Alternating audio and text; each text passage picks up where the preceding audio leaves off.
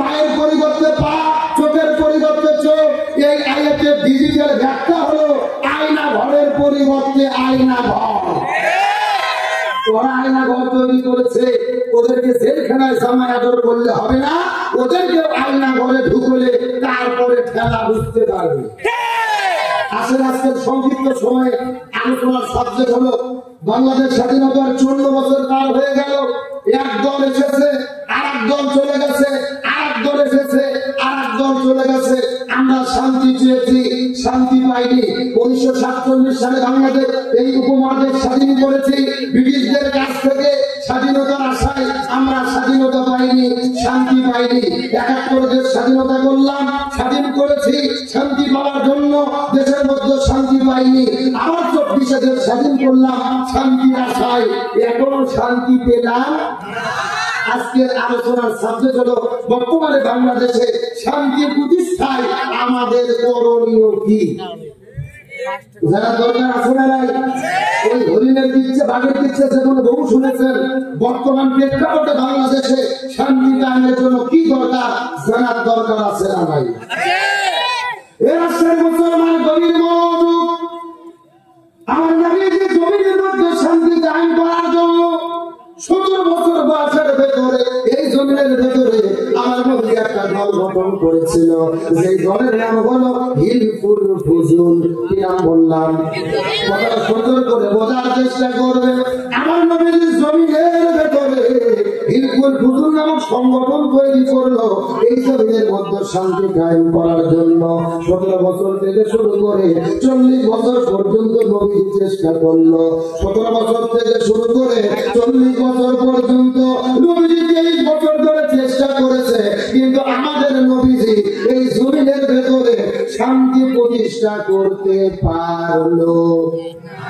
এই গভীর মনোযোগটা মাথার মধ্যে ঢোকানোর চেষ্টা করেন। নবীজি 23 বছর ধরে চেষ্টা করলেন, কিন্তু জমিনের মধ্যে শান্তি কায়েম করতে পারলেন না। নবীজির বয়স যখন 40 বছর হয়ে গেল, নবীজির উপরে আল্লাহ যখন কোরআন নাযিল করলো, এই কোরআনটা নবী জমিনের মধ্যে কায়েম করলো।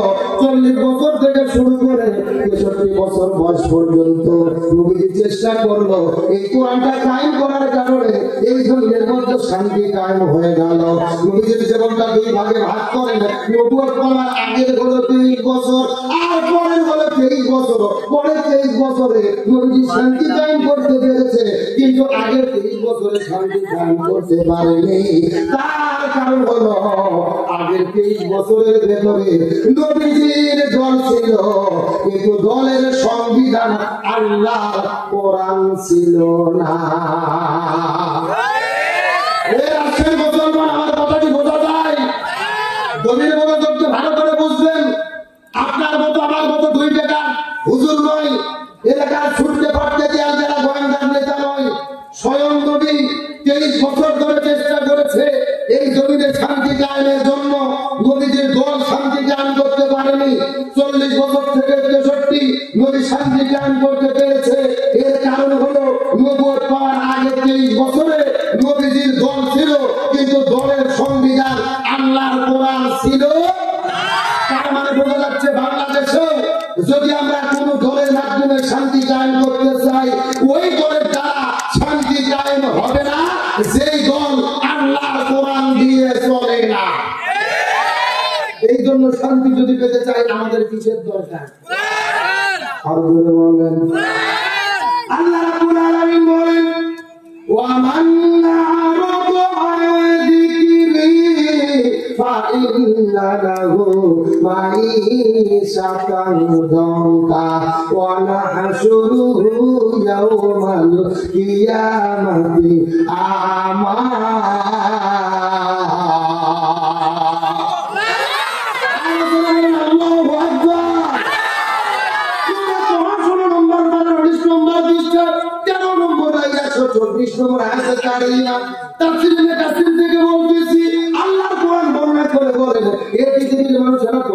শান্তি পেতে যাও, ব্যক্তি, পরিবার, সমাজ, রাষ্ট্র, রান্নাঘর থেকে শুরু করে সংসদ পর্যন্ত এই কোরআনকে বাদ দিয়ে মানব রচিত তন্ত্র মন্ত্র মেনে যদি জীবন চালাও তোমরা শান্তি পাবা না, বরং তোমাদের জীবনটাকে আমি আল্লাহ অশান্তিতে ভরে দেব। আর হাসরের ময়দানে যারা কোরআন মানবে না আমি আল্লাহ তাদেরকে বন্ধ করে হাসরের ময়দানে উঠাবো। যারা কোরআন মেনে জীবন চালাবে না এদের জীবনে অশান্তি দেবে কে? আর হাসরে এদেরকে বন্ধ করে উঠাবে কে? বরং যদি আমরা শান্তি পেতে চাই কি করতে হবে? আল্লাহ কোরআন বলেছেন ফামান তাবিয়া হুদায়া ফালা খাউফুন আলাইহিম ওয়ালা হুম ইয়াহজানুন।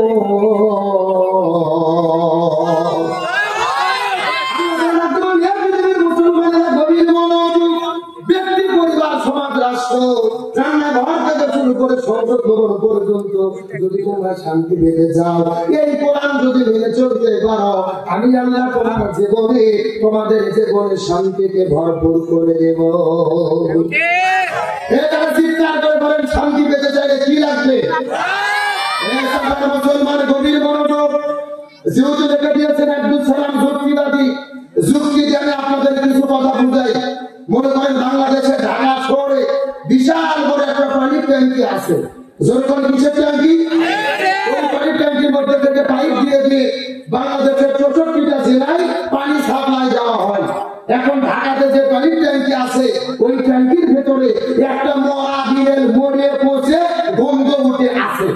একটা পাইপ আস্তে আস্তে আস্তে আপনাদের এই রাজশাহীতে আমচত্বর এসেছে। এখন বলেন তো পাইপ দিয়ে যে পানি বের হচ্ছে ভালো না গন্ধ? আর ধরে বলেন ওই গন্ধলা পানি যখন আপনাদের আমচত্বর বের হয়েছে রাজশাহী জেলার যত হুজুর আছে মুফতি মুহাদ্দিস ফকিহ ইমাম মুয়াজ্জিন সবাইকে ডাকতে বলা হয়েছে এই হুজুরের গোষ্ঠীরা এই যে পানিটা বেরোচ্ছে গন্ধলা পানি তোমরা ফু দিয়ে দিয়ে পরিষ্কার করো। কি মনে হবে? এ জনগণ হবে রাজশাহী জেলার হুজুর তো দূরের কথা কাবা শরীফের ইমামও যদি এসে ফু দেয় পানি পরিষ্কার হবে? আচ্ছা বলেন তো পানি পরিষ্কার করতে গেলে কি পরিষ্কার করা লাগবে? ওই ট্যাঙ্কি পরিষ্কার করা লাগবে। এটা কি বুঝতে পেরেছেন? এইবার আসল কথা শুনে নেই রাজশাহী মুসলমান। এই বাংলাদেশের শান্তি প্রতিষ্ঠার একটা ট্যাঙ্কি আছে যার নাম হলো সংসদ ভবন। আর ওই সংসদ ভবনের ভেতর থেকে বাবার আইন, চাচার আইন, দাদার আইন, স্বামীর আইন, খালার আইন, ফুপুর আইন, কালমার্সের আইন, লেনিনের আইন, পুতিনের আইন, সক্রেটিসের আইন, প্লেটোর আইন, ভারতের আইন, ব্রিটিশের আইন, আর ওই টাকলা ডক্টর কামালের আইন মানব রচিত তন্ত্র মন্ত্রকে জুতো এবং ঝাঁটা পেটা করে সংসদ থেকে বের করে দিয়ে যতদিন না পর্যন্ত এই কোরআন যে বাংলাদেশ পরিচালিত হবে ততদিন পর্যন্ত এই জমিনের ভেতরে শান্তি আসতে পারে না, পারে না, পারে না। সুতরাং বাংলাদেশের শান্তি কায়েমের জন্য এই কোরআন যে বাংলাদেশ চলুক এটাকে আপনারা চান? কারা কারা চান? যদি হাত আল্লাহকে তুলে দেখা দেন।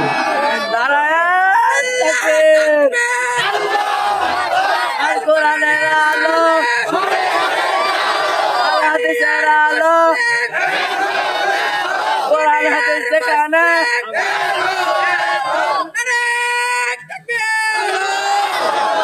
রাজশাহী মুসলমান ভাই আপনাদের কি কষ্ট হচ্ছে? রাগ করতেছেন? আরো জোরে বলেন বাংলাদেশের শান্তি প্রতিষ্ঠার জন্য কি লাগবে? আরো জোরে বলেন। এখন আসেন গভীর মনোযোগ। আল্লাহ তাআলা আমাদেরকে সৃষ্টি করেছে, আল্লাহর উদ্দেশ্য আছে না নাই? আল্লাহর কোরআন বলেছেন আমা খলাকুল জিন্না ওয়াল ইনসা ইল্লা লিয়াবুদুন। আমি মানুষ এবং জিনকে সৃষ্টি করেছি আমি আল্লাহ আমার ইবাদত করার জন্য। এখন ইবাদত কাকে বলে? নামাজ পড়া ইবাদত, হজ করা ইবাদত, যাকাত দেওয়া ইবাদত, জিকির করা ইবাদত, কিন্তু সবচেয়ে বড় ইবাদত হলো এই জমিনে দ্বীন প্রতিষ্ঠার আন্দোলন করা, ইকামতের দিনের কাজ করা, দেশের ভেতরে কোরআন বিজয়ের আন্দোলন করা। এখন তো প্রশ্ন করবেন হুজুর এটা কেমন আলোচনা করবেন? নামাজের চাইতে ধর্ম ইবাদত জমিনে দ্বীন প্রতিষ্ঠার আন্দোলন করা কেন? উদাহরণ দিয়ে বুঝতে পারবেন। এই বাংলাদেশের তাবলীগ নামে একটা দল আছে না নাই? এরা মসজিদে মসজিদে যায়, মানুষের গায়ে হাত দিয়ে বলে নামাজ পড়ো, বহুত ফায়দা, কি? আচ্ছা বলেন তো, তাবলীগ দলের কি বাংলাদেশে কোনো বিপদ আছে? এই মাদ্রাসার ছেলেদের বসে দেখি না, এই মাদ্রাসার ছেলেদের যেমন ভালো তেমন খারাপ। এরা দেখবেন যে সামনে দল বাঁধতে বসবে, আবার একসাথে দল বাঁধতে উঠে চলে যাবে। সামনে থেকে 10 জন যদি একসাথে যায়, মাটি থাকবে খবরদার, ওটার কোন সুযোগ। আমার দিকে লক্ষ্য করেন, গভীর মনোযোগ। বলেন তো, তাবলীগ নামে দলের কি বাংলাদেশে কোনো বিপদ আছে? আচ্ছা বলেন তো, বাংলাদেশে জিকির পার্টি আছে না নাই? কথা বলে না। আরে ভাই, বাংলাদেশ হলো জিকিরের কারখানা। এই বাংলাদেশে যত তরিকার জিকির চলে, এত তরিকার জিকির পৃথিবীর কোন দেশ নাই। যেই রকম পীর ওই রকম জিকির আছে না নাই? আমি দু একটা বলবো আল্লাহ রলি রাজা বাবা বিশ্বের রলি রাজা বাবা ফরিদপুরের কেবলা জান, তোমার জন্য কান্দে বাবা লোক যাকে রাও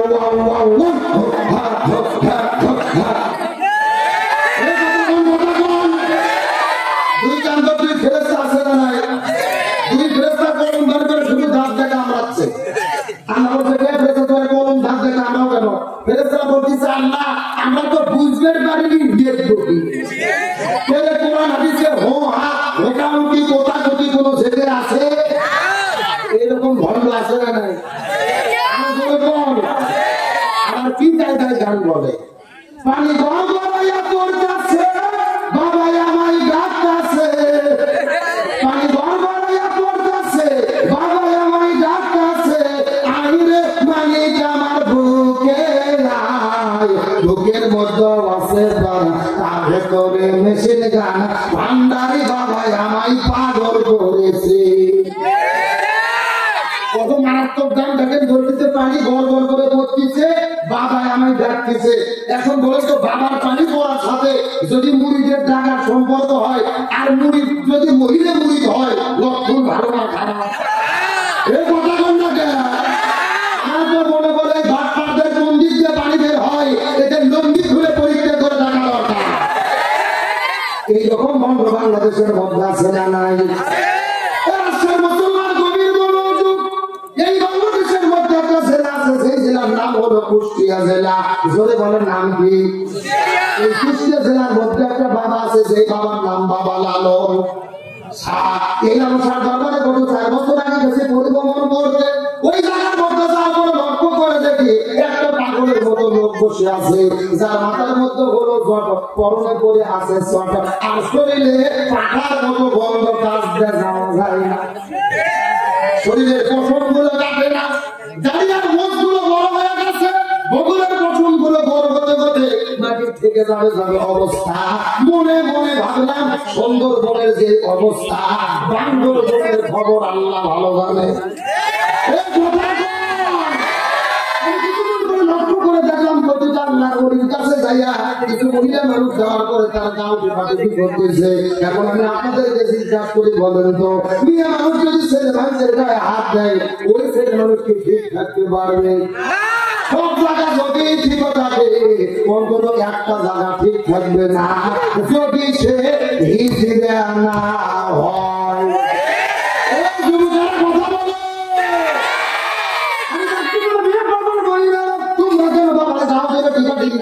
তোমাদের কারণ জানতে চাই, বিয়ে করে কাঁদতে বলে বলো, এটা পাগল নয়, এটা হলো আল্লাহর ওলি। কিসের ওলি? পরীক্ষা করে দেখার দরকার আছে না? আমি কিছু বলবো, লক্ষ্য করে জানলাম এই প্রতিটা আল্লাহর ওলিটা পেশাব করার জন্য আস্তে করে চলে গেল। আমিও তার পেছনে চলে গেলাম। যাওয়ার পরে লক্ষ্য করে দেখি বাবা পেশাব করেছে, কিন্তু পেশাব করার পরে পানি ব্যবহার করে। লক্ষণ ভালো না খারাপ? ডাকতে বললাম, বাবা আপনি পেশাব করলেন, পানি কেন ব্যবহার করলেন না? আমাকে ডাকতে বলে, হুজুর আপনি শরীয়তের হুজুর, মারে কত বুঝবেন না। আমি বলে, শরীয়তের হুজুর মারে কত বুঝবো না। আমি ডাকতে বলবো, আপনি বুঝে দিলেন তো বুঝতে পারবো, আপনি বুঝে দিলেই তো বুঝতে পারবো। আমাকে ডাকতে বলে হুজুর আপনি কি জানেন এই পানি কোন পানি? আমি বললাম এই পানি কোন পানি? বলে নবীর নাতি ইমাম হোসাইন তার বাবার পান করে পানি পানি করে চিৎকার করে শহীদ হয়ে বিদায় চলে গেছে। একটা মোটা পানি নবীর নাতিকে দেওয়া হয় নাই, যে এই পানি জাগে নবীর নাতি ইমাম হোসাইন ওই কারবালার পান করে শহীদ হয়ে গেল রে। আমি ওই পানি আমার এই জায়গায় ঠেকাবো না। বুঝতে পারছেন? আমি যখন পানি না পাওয়ার কারণে আপনি যদি সামনের জায়গায় পানি না ঠেকান, আমার কথা হলো আপনি পায়খানা করার পরে পেছনেও পানি ঠেকাতে পারবেন না। কিন্তু জাতে বাতাল কিন্তু টানে জাতে বাতাল শীতের দিনে ব্যবহার করে সামনে পানি ব্যবহার করে না, কিন্তু বলেন তো দেখি পায়খানা করে পেছনে পানি ব্যবহার করে কি করে না? করে না। মানে পায়খানা করে যদি পেছনে পানি ব্যবহার না করে, আমরা হুজুরা তো দূরের কথা আর বই আর ঘাটাপিটা করে ঘর থেকে বের করবে, বলবে যে তুই গিরি করবো ধরে ধরে কর, দয়া করে একটা নষ্ট করিস। এইরকম ভণ্ড জমিনের মধ্যে আছে না নাই? গান গায় মৌলার কাছে যদি করে অভিযোগ আমি বলবো দুনিয়ায় ছিলাম জ্ঞানটা বাবার লোক। কি বাবা আসার জন্য বলি না, সব দিকে তাকায় ভাবছেন গভীর 4 বছর আগে মা ফিরে গেছে চাষ করছিলাম মত লোক খেলা। ওখানে যাওয়ার পরে কিছু আমাকে বলতো হুজুর আমাদের এখানে জ্ঞানটা বাবা আছে, হুজুর দেখতে যাবেন। আমি বললাম দেখাটাও যায় না, জোর করে নিয়ে গেছে। যাই দেখি বাবার অবস্থা একেবারে পাও থেকে শুরু করে মাথা পর্যন্ত সব ফান সব কথা কি বোঝা যায়?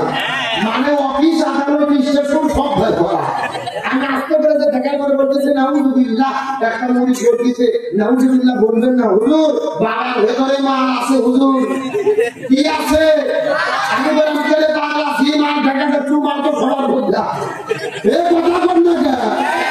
আমার তো মনে বলে সিগারেটকে যুদ্ধ পিটা করে ঘাট ছাড়া করা দরকার। কিন্তু এবার আসল কথা শোনেন, আসল কথা এইরকম জিকির নিয়ে যারা বাংলাদেশে পড়ে আছে, বলেন তো এদের কি কোন বিপদ বাংলাদেশে আছে? যারা রোজার দাওয়াত দেয় এদের কোন বিপদ আছে? 36 বার ধরে ভাত করতেছে, এদের কি কোন বিপদ বাংলাদেশে আছে? তাহলে বাংলাদেশে কারা বিপদে পড়েছে? এই জমিনের ভেতরে যারা কোরআনের রাষ্ট্র গঠনের কথা বলেছে। তার মানে বোঝা গেল নামাজের দাওয়াত দিলে বিপদ হয় না, হজের দাওয়াত দিলে বিপদ হয় না, জিকিরের কথা বললে বিপদ হয় না, 36 বার হজ করলে বিপদ হয় না, রোজার কথা বললে বিপদ হয় না। বিপদ বেশি হয় এই জমিনের ভেতরে দিন প্রতিষ্ঠার আন্দোলন করলে। আর এই জন্য আল্লাহ বলতেছে নামাজ রোজা হজ যাকাত জিকির সবচেয়ে আল্লাহর কাছে দামি ইবাদত হলো এই জমিনে দিন প্রতিষ্ঠার আন্দোলন করা। গভীর মনোযোগ তো ভালো করে বুঝবেন। আমার নবীজি রমজান মাসে 16 দিন রোজা থেকেছে। ধরে বলেন কয়দিন? 16 দিন রোজা রাখার পরে 17ই রমজান আমার নবীজি খেজুর খাইলেন, পানি খাইলেন, সকালবেলা রোজাটা ভেঙে ফেললেন। সাহাবীদেরকে বললেন তোমরাও খেজুর খাও, তোমরাও পানি খাও, রোজাটা ভেঙে ফেলো। সাহাবীরা বলতেছে ইয়া রাসূলুল্লাহ এটা কেমন কথা? একটা রোজার এত দাম, ইচ্ছে করে কেউ যদি একটা রোজা ছেড়ে যায় লাগাতার 60টা রোজা রাখতে হবে, আবার যদি একটা রোজা ছেড়ে যায় আবার 60টা রোজা রাখতে হবে। আর আপনি রোজা ছাড়তে বললেন কেন? রাসূল বলে বেশি বোঝার চেষ্টা করো না। ওমা আতাকুমুর রাসূলু ফাখুযুহু ওমা নাহাকুম আনহু ফান্তাহু। আমি নবী যা বলি তা তোমরা করো, যা করতে নিষেধ করি তা থেকে দূরে থাকো। খেজুর খাও, পানি খাও, শরীরে শক্তি অর্জন করো। কারণ হলো আবু জেহেল মদিনা আক্রমণ করেছে, আর বসে থাকা যাবে না, এখন বাকিদের মোকাবেলা করতে হবে। কি বুঝলেন? রোজা ইবাদত, কিন্তু রোজার চাইতে দামি ইবাদত হলো এই জমিনে দিন প্রতিষ্ঠার জন্য জালেমের জুলুমের মোকাবেলা করা। এর আজকের মুসলমান গভীর মনোযোগ দিয়ে কথাগুলো বোঝার চেষ্টা করবেন। আমার নবীজির চাচা হযরত হানজালা রাদিয়াল্লাহু তাআলা জোরে বলেন কি নাম বললাম? যদি মনোযোগের কথা বলে ভালো করে বোঝার চেষ্টা করবে। হযরত হামজা রাদিয়াল্লাহু তাআলা নতুন বিয়ে করার পরে বউটাকে নিয়ে যখন বাসর করে গেল, স্ত্রীর সঙ্গে প্রেম ভালোবাসা মহব্বত শুরু হয়ে গেল। স্ত্রীর সঙ্গে প্রেম ভালোবাসা মহব্বত করেছে, গোসলটা ফরজ হয়ে গেল। বাইরে থেকে নবী রজনীর ভেতরে কে যেন ডাক দিয়ে বলে, কুতিলা মুহাম্মদ, কুতিলা মুহাম্মদ। ওদের মধ্যে যুদ্ধ শুরু হয়ে গেছে। মুসলমানদের নবী রাসূল করিম সাল্লাল্লাহু আলাইহি ওয়াসাল্লাম, মুসলমানদের নবী মুহাম্মদ শহীদ হয়ে গেল। এই কথা শোনার পরে হযরত হামজা রাদিয়াল্লাহু তাআলা ওই বাসর ঘরের মধ্য থেকে নতুন বউটাকে বাসর করে রেখে হাতের মধ্যে তলোয়ার নেওয়ার পরে এক দৌড় দিয়ে আল্লাহু আকবার বলে উদের পান করে তিনি ঝাঁপিয়ে পড়েছে। মুসলমান ভাইরা গভীর মনোযোগ বোঝার চেষ্টা করবেন। নিজের বউ বাসর ঘরের মধ্যে রাখার পরে ফরজ গোসল বাকি রাখার পরে ওই তরোয়ালটা দিয়ে যখন যুদ্ধের ময়দানে যুদ্ধ করতে গেল, জিহাদ করতে করতে কয়েকজন কাফেরকে বিদায় করে দিয়েছে। কিন্তু যেহেতু তার শরীরটা অপবিত্র ছিল, ফরজ গোসল বাকি ছিল, এক নয় দুই নয় তিন ওয়াক্ত ফরজ নামাজ কাজা করেছে। কয়েকট বললাম তিন ওয়াক্ত ফরজ নামাজ কাজা করেছে। কয়েকজন কাফেরকে জমিন থেকে বিদায় করে দেওয়ার পরে পেছন দিক থেকে একটা ঝাঁপন যাওয়ার পরে হামজাকে আঘাত করলো, হামজা শহীদ হয়ে চলে গেল। আমার নবী যে উহুদের প্রান্তরে চলে যাওয়ার পরে লক্ষ্য করে দেখতে পারেন উহুদের প্রান্তরে এক নয় দুই নয় ৭০ জন সাহাবী জমিন থেকে বিদায় হয়ে চলে গেছে। নবীজি ৭০ জন সাহাবী শহীদ হয়েছে। আজকেও যারা মদিনায় চলে যান উহুদ পাহাড়ের পাদদেশে ৭০ জন সাহাবীর কবর আমার নবীজি কিন্তু নিজের হাতে একই জায়গায় দিয়ে রেখেছে। আজকে মদিনায় গেলে এই ৭০ জন সাহাবীর কবর কিন্তু ওই আপনার উহুদ পাহাড়ের নিচেই কিন্তু লক্ষ্য করলে দেখা যায়। আমি মদিনায় যাওয়ার পরে লক্ষ্য করে দেখি মদিনায় হাজার হাজার পাহাড় আছে, কোন পাহাড় এত লাল না। উহুদ পাহাড়টা যত লাল দেখা যায় অন্য পাহাড়গুলো এত লাল দেখা যায় না। আমি মদিনার মানুষদেরকে জিজ্ঞেস করে বললাম, এত পাহাড় আছে কোন পাহাড় এত লাল না, উহুদ পাহাড়টা কেন লাল দেখা যায়? মদিনার মানুষেরা বলে, আমরা কিতাবের মধ্যে পেয়েছি, আমাদের পূর্বপুরুষেরা বলেছে বিশ্বনবী সাল্লাল্লাহু আলাইহি ওয়াসাল্লাম উহুদের প্রান্তরে যুদ্ধ করতে করতে যখন উহুদের প্রান্তরে গেল, ওই কাফিররা নবীর মাথার মধ্যে যখন আঘাত করেছিল, নবীর মাথার হেলমেটটা ভেঙে দাঁতের মধ্যে ঢোকার পরে রাসূলের দন্দন মুবারক শহীদ হয়ে গেল। ধর ধর ধর ধর ধর ধর করে জমিনের মধ্যে যখন রক্ত পড়ল, নবীজির মুখের মধ্য থেকে রক্তটা বের হওয়ার পরে এই জমিনের মধ্যে যেই করেছে পুরো জমিনটা থক থক থক থক থক থক করে কাঁপা শুরু করেছে। আর উহুদ পাহাড়টা কাঁপতে কাঁপতে কালো আর সাদা আকার থেকে উহুদ পাহাড়টা লাল বর্ণের হয়ে গেছে।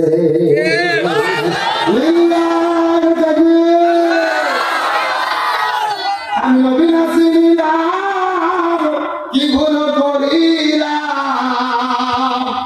আমি নবী না চিনিলাম, কি ভুল করিলাম, বসুমে ঢালিলাম ঘি, মানুষ হইয়া জন্ম লইয়া মানুষের করিলাম কি, আমি মানুষ হইয়া জন্ম লইয়া মানুষের করিলাম কি। আমার নবীজি মুখে রক্ত পড়ার পর উট পাহাড়টা লাল হয়ে গেছে। নবীজি উট পাহাড়ের পাদদেশে দাঁড়িয়ে আছে। নবীজি লক্ষ্য করে দেখতে পারলেন নতুন একটা বধূ বাসর ঘরের মধ্য থেকে দৌড়ে দৌড়ে ওদের পান করে চলে এসেছে।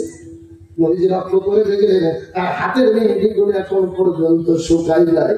নবীজি ডাকতে পারে, এ নববধূ তুমি কেন বাসর ঘরের মধ্য থেকে উটের প্রান্তরে যুদ্ধের ময়দানে কেন তুমি ছুটে এসেছো জানতে চাই। মেয়েটি কান্না করতে করতে বলে, ইয়া রাসূলুল্লাহ, আমার পরিচয় হলো গতকালকে বিকেলবেলা আপনার চাচা হামজার সঙ্গে আমার বিবাহটা দিয়ে দিয়েছিলেন। বিয়ে হয়ে যাওয়ার পরে আমি রাতের বেলা স্বামীর সঙ্গে যখন বাসর করতে গেছি, স্বামীর সঙ্গে প্রেম ভালোবাসা মহব্বত চলতেছিল, এমন সময় কে যেন বাইরে থেকে ডাকতে বলে, যুদ্ধ শুরু হয়ে গেছে, উদিনা মোহাম্মদ জমিন থেকে বিদায় নিয়ে চলে গেল। আপনার চাচা হামজালা বছর ঘরের মধ্যে আমাকে রাখার পরে হাতের মধ্যে তলোয়ার নিয়ে যুদ্ধের ময়দানে ছুটে এসেছে। ইয়া রাসূলুল্লাহ, আপনার চাচা বিদায় নিয়ে চলে গেছে, আমার স্বামী শহীদ হয়েছে, এই জন্য আমি কান্না করি না। আমার চোখের মধ্যে কোনো কান্না নাই। আমার কান্না করার কারণ হলো আর উদের অন্তরে দৌড়ে আসার কারণ হলো আমি তো জানি ইসলামের বিধান হলো কোন মুসলমান যদি যুদ্ধের ময়দানে যাওয়ার পরে জীবন যে শহীদ হয়ে চলে যায়, একে গোসল করানো হয় না, নতুন করে কাপড়ের কাপড় পরানো হয় না, রক্তাক্ত জামা নিয়ে কবরের মধ্যে তাদেরকে দাফন করা হয়। তার কারণ হলো এই শহীদ গুলো রক্তাক্ত জামা কাপড় নিয়ে হাসরের ময়দানে আল্লাহর কাছে শহীদ হিসেবে আল্লাহর কাছে দাঁড়িয়ে যাবে। ইয়া রাসূলুল্লাহ, শহীদদেরকে গোসল দেওয়া আপনি নবী নতুন করে কোন কাপড় পরান, কিন্তু আমি কান্না করতেছি এই কারণে আপনার চাচা বাসর ঘরের মধ্যে আমার সঙ্গে মিলামিশা করেছে, ভালোবাসা মহব্বত হয়েছে, কিন্তু আপনার চাচার গোসলটা বাকি ছিল, ফরজ গোসল বাকি, তার শরীরটা বড় অপবিত্র। আমি বড় টেনশনে আছি, জানি না আল্লাহ তার উপরে নারাজ হয়ে যায় কিনা, আল্লাহ তার উপর সন্তুষ্ট হয় কিনা। ইয়া রাসূলুল্লাহ, আমার স্বামী শহীদ হয়ে গেছে, এই জন্য আমি কান্না করি না। আমার কান্না করার কারণ হলো আমার স্বামীর ফরজ গোসল বাকি, আপনি একটু আমার স্বামীর জন্য গোসলের ব্যবস্থাটা করে দেন। স্বামী শহীদ হয়েছে এই জন্য কাঁদি না, কান্নার কারণ স্বামীর কি গোসল বাকি। আর বলে বলেন মুসলমান গভীর মনোযোগ দিয়ে বোঝার চেষ্টা করবেন। এই আলোচনার মাধ্যমে একটা বিশাল একটা শিক্ষা আপনাদেরকে দেওয়ার পরে আপনাদের মধ্যে থেকে বিদায় নিয়ে চলে যাবো গভীর মনোযোগ। তাহলে প্রমাণ করে দিলেন দিনের জন্য ইসলামের জন্য যারা ইমানদার হয়, ইমানদার ব্যক্তিরা জীবন দেয়, কিন্তু জালিমের কাছে মাথা নত করে। এই জন্যের মধ্যে আমরা লক্ষ্য করে দেখে আছি ইসলামী আন্দোলনের বীর সেটা ছাড়া মৌলানা মজুর রহমান নিজামী, আব্দুল কাদের মোল্লা, আলিয়াসার মোহাম্মদ মুজাহিদ কাসেম আলী মেজুভাই সহ জমিনের মধ্যে তারা হাসিদ করিতে চলেছে, বিদায় নিয়ে চলে গেছে, কিন্তু জালিমের কাছে কখনোই তারা মাথা নত করে। আমার প্রিয় ভাই এর কাছে মানে মেজুভাইয়ের একটা ঘটনা শোনার পর আশ্চর্য হয়ে গেলাম। একটা ঘটনা শোনার পরে চোখের করে জল চলে আসে, আমি কান্না কাইতে পারি নাই। এই মীর কাসেম আলী ভাইয়ের কেমন ইমানি শক্তি ছিল, কেমন ইমানি যোদ্ধা ছিল বোঝার জন্য বলতেছি গভীর মনোযোগ। এই বাংলাদেশের মধ্যে যখন আপনার ট্রাইব্যুনাল গঠন করা হলো, সবাইকে যখন গ্রেফতার করা শুরু হয়ে গেছে, মীর কাসেম আলী ভাই আমেরিকার মধ্যে ছিল, আত্মীয় স্বজন এলাকার মানুষেরা মীর কাসেম আলীকে বলা বলে শুরু করলো ঢাকায় যাওয়ার দরকার নাই, ঢাকার মধ্যে গেলেই কিন্তু গ্রেফতার হবে, আপনাকে ফাঁসির দড়িতে ঝুলাবে, জেলখানার মধ্যে বন্দী করবে। মীর কাসেম আলী ভাই বলেছিলেন আমি দেশে ফিরে যাবো, প্রয়োজনে জেলে বন্দী হবো, প্রয়োজনে ফাঁসির দড়িতে ঝুলবো রে, আমি তা প্রমাণ করতে চাই আমি মীর কাসেম আলী কোনো অন্যায় করি না। আমার বন্ধুগণ মুসলমান ভাইরা গভীর মনোযোগ, 2-3 বছর ধরে বিচার কার্য সম্পাদন হলো, মিথ্যা আদালত, মিথ্যা রায়, মিথ্যা সাক্ষী, অবশেষে রায় দেওয়া হলো মীর কাসেম আলী ভাইকে ফাঁসির দড়িতে ঝোলানো হবে। যেদিন তাকে ফাঁসি দেওয়া হবে, ফাঁসি দেওয়ার 3 ঘন্টা আগে জেলখানার মধ্যে থেকে কাজ কর্তৃপক্ষ মীর কাসেম আলীর কাছে যাওয়ার পরে ডাকতে মনে হয় এখন থেকে 3 ঘন্টা পরে আপনাকে ফাঁসির দড়িতে ঝোলানো হবে। এই কথা বলার পরে মীর কাসেম আলী শোনার পরে চিৎকার করে বলেছিলেন আলহামদুলিল্লাহ, আল্লাহ মনে হয় আমাকে শহীদ হিসেবে কবুল করবে। আল্লাহু আকবার বলে এই কথা বলার পর মীর কাসেম আলী ভাই বলেছিলেন এখন থেকে 3 ঘন্টা পরে ফাঁসির দড়িতে ঝোলানো হবে। অনেক সময় তো বাকি আছে, এতগুলো সময় আমি নষ্ট করতে চাই না, আমি একটু ঘুমাই যাব। আমি ঘুম পেরে ওঠার পরে আমি একটা ফ্রেশ মাইন্ড নিয়ে আল্লাহর সঙ্গে দেখা করতে চাই। এই কথা বলার পর মীর কাসেম আলী ভাই বলেছিলেন আমি একটু ঘুমাবো, 1 ঘন্টা পরে তুমি ঘুম থেকে জেগে যাবে। এই কথা বলার পরে জেলখানার জেলাররা চলে গেল। 1 ঘন্টা পরে লোকগুলো মীর কাসেম আলী ভাইকে দেখতে গেল, যাওয়ার পরে লক্ষ্য করে থাকে 3 ঘন্টা পরে তাকে ফাঁসি দেওয়া হবে। ওই ফাঁসির কাছের আসামি নাক ডেকে ডেকে শব্দ করে করে ফেলে ঘুম পাড়তেছে। একবার চিন্তা করে দেখেন নিজের সঙ্গে, আপনার আমার যদি ফাঁসির সময় নির্ধারিত হয়ে যেত, আমরা 3 ঘন্টা কি ঘুমাতে পারতাম? ইমানের শক্তি কাকে বলে?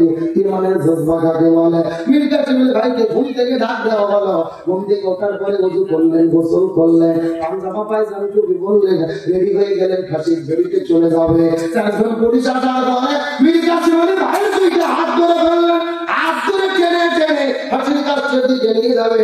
মীর কাসেম আলী ভাই বলেছিল, না তোমরা আমার হাত ধরতে পারবা না, আমি নিজে নিজে হেঁটে হেঁটে ফাঁসির কাছে যেতে চাই।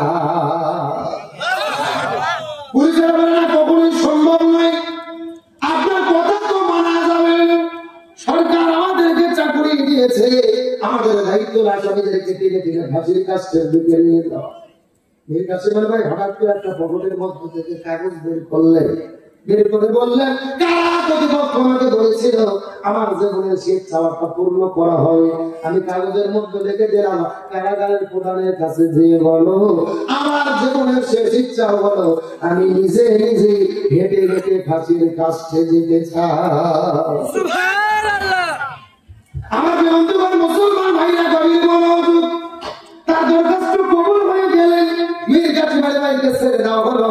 হেঁটে হেঁটে তিনি ফাঁসির কাছের দিকে যাওয়া শুরু করলেন। সমস্ত পুলিশেরা মীর কাসেম আলী ভাইকে জিজ্ঞেস করলো, ভাই কত বছর হলে চাকরি করতেছি, কোন মানুষ তো হেঁটে হেঁটে ফাঁসির কাছে যেতে চায় না, কেউ বা টেনে ধরে, কাউকে বা জোর করে করে করে করে ফাঁসির কাছে নিয়ে যাওয়া লাগে, অথচ আপনি কেন নিজে নিজে ফাঁসির কাছে যেতে যাচ্ছে? মীর কাসেম আলী ভাই বলেছিল, এ পৃথিবীর মানুষ, তোমরা তো জানো না, তোমরা তো দেখবে না, তোমাদের দেখার মতো তো চোখ নাই, তোমরা ভালো করে জেনে রাখো, তোমরা দেখতেছো ফাঁসির দড়ি, আর আমি লক্ষ্য করে দেখতে পারতেছি জান্নাতের ফেরেশতারা আমার জন্য জান্নাতের মালা নিয়ে ফাঁসির কাছে দাঁড়িয়ে আছে।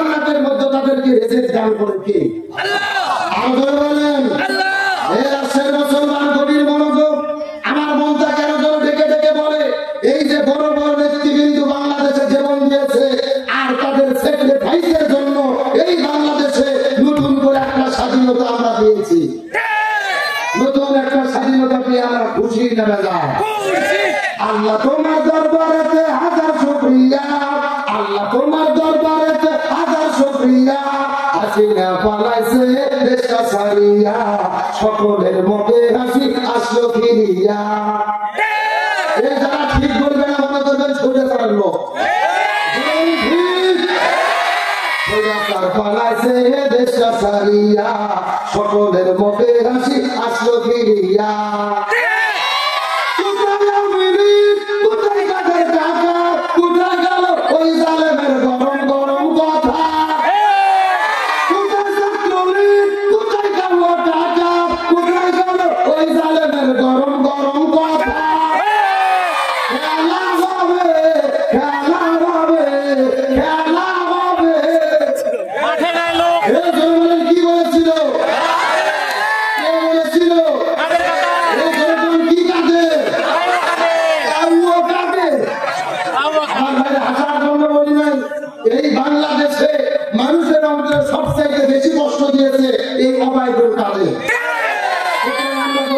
সবাই যদি ক্ষমা পায় আর কোন ক্ষমা সবসময় বলতো খেলা হবে, কিন্তু আসল খেলা যখন শুরু হলো এদেরকে খুঁজে পাওয়া গেল।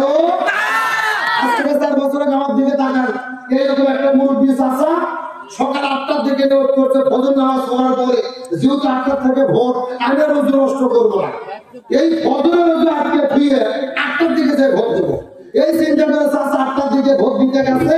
চাচা 8টার দিকে ভোট দিতে যাওয়ার পরে লক্ষ্য করে দেখে চাচা যাওয়ার আগে আর এক আল্লাহর ওলি এসে তাহাজ্জুদের নামাজ পড়ে দিয়ে গেছে। কথা কি বোঝা যায়? চাচা গেছে ফজরের রোজুতে ভোট দিতে, আর এক নাম সাথে তাহাজ্জুদের রোজু দিয়ে। তখন চাচা মন খারাপ করে চলে যাচ্ছে, ছেলেমেয়ে আবার ডাক দেবো, তাই তারা শোনেন বাড়ির যে চাচিকে নিষেধ করবেন, চাচিও যেন না আসে, তার কারণ চাচির ভোটও দেওয়া হয়ে গেছে। জোরে কোন সুবহানাল্লাহ, সুবহানাল্লাহ, নাউজুবিল্লাহ, নাউজুবিল্লাহ। তখন চাচা মুস্কি মুস্কি হাসতেছে, ছেলেমেয়ে বলতে যে কে চাচা হাসেন কেন? চাচা বলতে যে কে বাবা তোমার চাচি মরে গেছে 6 বছর আগে। জোরে বলেন 6 বছর আগে?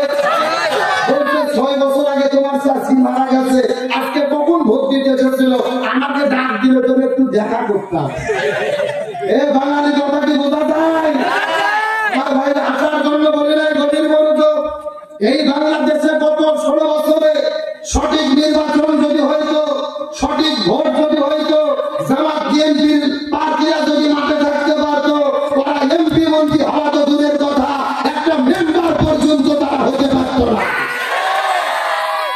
দিনে ভোটে এমপি মন্ত্রী হয়ে কাজ পায় না, কোরআনে বাকির বন্ধ করে।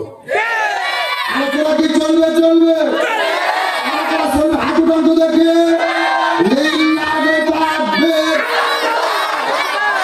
আজকের মাহফিল চলছে, চলবে।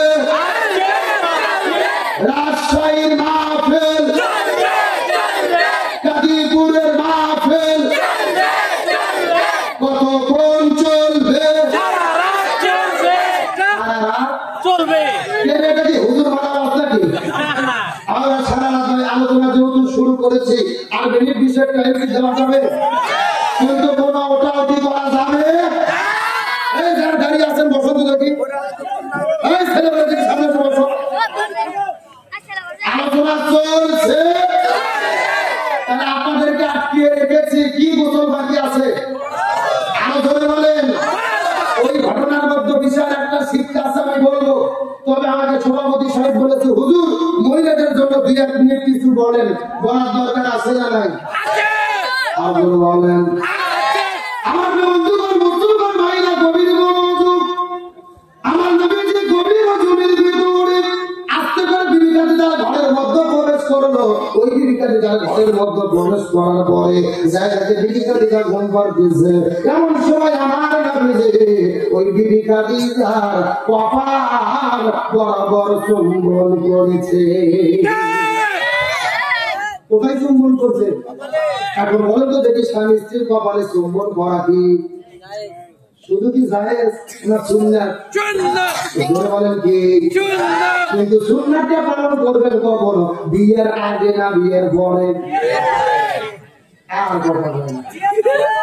কিন্তু বাংলাদেশের 24 ফেব্রুয়ারি যখন চলে আসে, স্কুল কলেজ ভার্সিটির ভেতরে, রান্নার বটমূলে, পার্কে পার্কে ডেকে ডেকে কলেজের ভেতরে কত যুবক যুবতী কপত কপতি কুকুরের মতো জোড়া লাগে।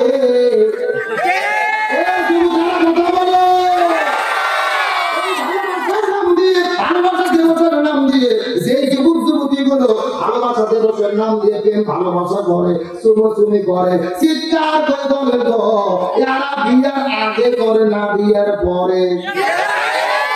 কিন্তু বিয়ের আগে প্রেম ভালোবাসা জায়েজ। শোনেন, নির্দিষ্ট দিনে ভালোবাসা ইসলামে জায়েজ। নির্দিষ্ট দিনে যারা ভালোবাসে, বাংলাদেশে সেই জন্তুর নাম হলো কুকুর। এলে কুত্তো ছেড়ে না কুত্তে। এই কুত্তগুলো কিন্তু সবসময় ভালোবাসে না। যেখানে কার্তিক মাস যখন আসে, ওতে ঘাটে পাড়া জঙ্গলে রাস্তায় খালি জোড়া জোড়া প্রেম করে, জোড়া জোড়া। আজ থেকে 4 বছর আগে কুমিল্লা থেকে তাবলিগের কিছু লোক আমাদের এলাকাতে এসেছে, লক্ষ্য করে দেখতেছে রাস্তার উপরে 2টা কুকুর ভাই এমন কায়দায় প্রেম করা শুরু করছে। হুজুরা শুধু দেখে উঠতেছে, কিন্তু ওই কুকুরগুলো কথা শোনে না, গাছের মতো হয়ে আসে। আর আজকে ওই কুকুরের কাছে বললাম, কে কুকুর প্রতি কি লড়ছে? সরব নাই। প্রেম ভালোবাসা করতে আনা জঙ্গল আছে, গাছের শিকার কর সর্ব রাস্তায়। এমন সময় কুকুরগুলো আমার চোখের দিকে চোখে বলতে যাচ্ছে, হুজুর শুধু আমাদেরটাই দেখতেছেন, শুধু আমাদেরকে ভুল ধরতেছেন। এই কুকুরগুলো বলতেছে 14 ফেব্রুয়ারিতে স্কুল কলেজ ভার্সিটিতে যারা জোড়া লাগে প্রেম করে, এই কুকুরগুলো বলতেছে আমরাও যা ওরাও আমরাও যা। এই জন্য বলছি 14 ফেব্রুয়ারি কোনো ভালোবাসা দিবস নয়, এটা হলো টাকি মাসে পুত্র দিবস। আমি যখন বলবো 14 ফেব্রুয়ারি আপনারা বলবেন টাকি মাসে পুত্র দিবস বলতে পারবেন না। যারা বলবে না মনে করবেন গ্রুপের লোক। 14 ফেব্রুয়ারি পুত্র দিবসের 2 গালে যুবকদের সাইজ করার দরকার আছে না? কোথায় চুম্বন করেছে আমার বন্ধুগণ, মুসলমান ভাইরা গভীর মনোযোগ। আমার নবী যে খাদিজার কবরের মধ্যে চুম্বন করলেন, ওই খাদিজার সঙ্গে সঙ্গে ঘুম ছেড়ে গেল। খাদিজা বলি ইয়া রাসূলুল্লাহ, এই গভীর রজনীতে আমার কবরের মধ্যে আপনি কেন চুম্বন করলেন, কারণ জানতে চাই। রাসূল বলে খাদিজা রে, তোমার কবরের মধ্যে চুম্বন করার কারণ হলো এই মাত্র আল্লাহর পক্ষ থেকে যে ভাই আসার পরে আমাকে বলে দিয়ে গেল ইয়া রাসূলুল্লাহ, আপনার স্ত্রী খাদিজা সর্বপ্রথম কালেমা পড়ে মুসলমান হয়েছে। মুসলমান হওয়ার পরে যত সম্পদ ছিল ইসলামের জন্য বিলিয়ে দিয়েছে। আল্লাহ তাআলা এত বেশি রাজি খুশি হয়ে গেছে, ওই আল্লাহর পক্ষ থেকে তুমি খাদিজা তোমার জন্য 2টা সুসংবাদ আছে।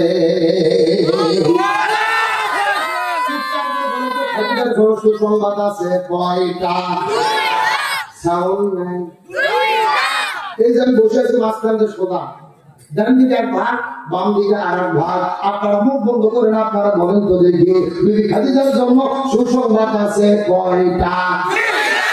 আরো জোরে আপনারা মুখ বন্ধ করেন, আপনারা বলেন তো দেখি বিবি খাদিজার জন্য সুসংবাদ আছে কয়টা? ভাগ করে দিয়ে সাউন্ড বাড়তেছে, আনসারি করতেছেন না। আমার বন্ধুগণ, মুসলমান ভাইরা গভীর মনোযোগ।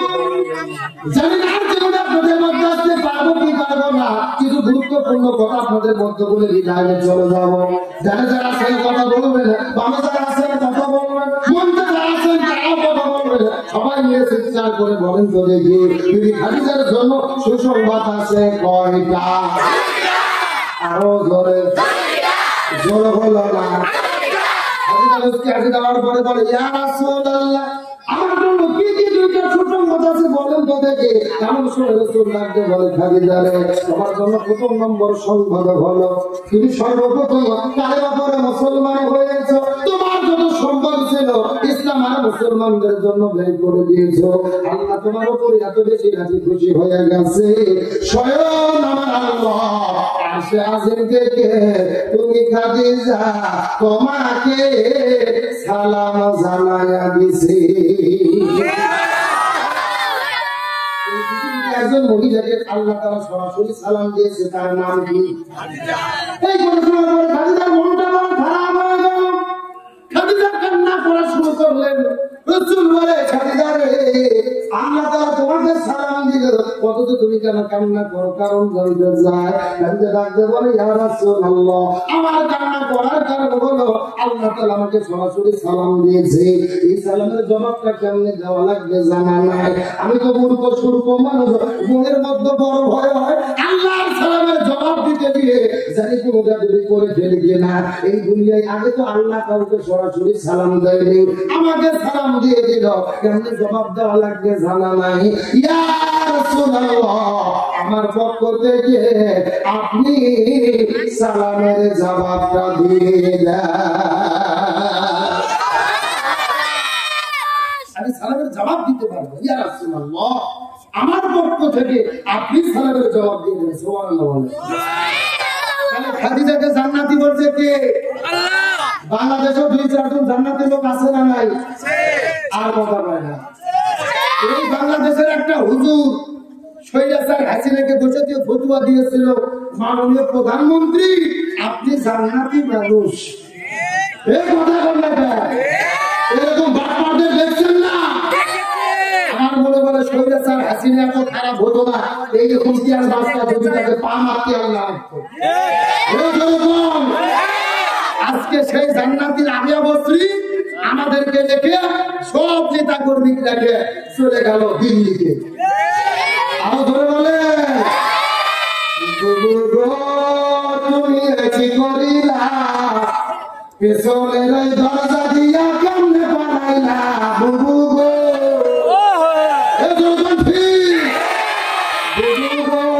তুমি কি করিলা পেছনের দরজা দিয়া কেমনে বানাইলা বুবু গো পিলখানায় ওই মরল ছিলা তোমার আগমনে হুকুম দাতা তুমি ছিলে সকলে তা জানো ওই মরল ছিলা তোমার আগমনে হুকুম দাতা ছিলে তুমি সকলে তা জানে বুবু গো তোমার অভিনয়টা দে উন্নয়ন দেখাইয়া জাতি সবই করলে শেষ বুবু গো তুমি কি করিলা পেছনের ওই দরজা দিয়া কেমনে পারাইলা বুবু গো সাগর রবি মরল জানি তোমার ইশারাতে আজও তো হলো না বিচার কার বাসলো নাতে সাগর রবি মরল জানি তোমার ইশারাতে আজও তো হলো না বিচার কার বাসলো নাতে বুবু গো তুমি পাকা কিনারি ইবলিস হার মানাই খাই ডাল খিচুড়ি বুবু গো মতিঝিলে শত আলেম করলে তুমি খুন পুলিশ দিয়ে ভাই জাকাতে এটাই তোমার গুণ মতিঝিলে শত আলেম করলে তুমি খুন পুলিশ দিয়ে ভাই জাকাতে এটাই তোমার গুণ বুবু গো তোমার লিগ বাহিনী কই বাঘের গর্জন ছেড়ে সাগর নেই কোনো হইচই বুবু গো হার মানে বুবুকে দেখিয়া আয়না ঘরে মানুষ ধরে রাখতো তু পড়িয়া ঠিকই না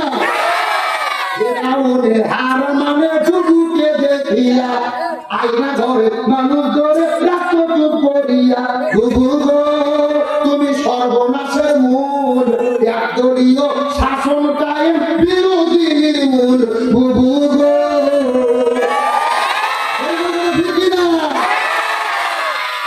টাকা পাচার করে করলে বেগুন পাড়া কতক্ষণ কোটি টাকা পাচার কইরা করলে বেগুন পাড়া তাসের ঘর সব ভেঙে গেল ওই রাজে দেশ সারা তোমায় পেচ্ছ অভিশাপ ছাড় জানান না ছেড়ে যান না করলে মহা পাপ বুবু গো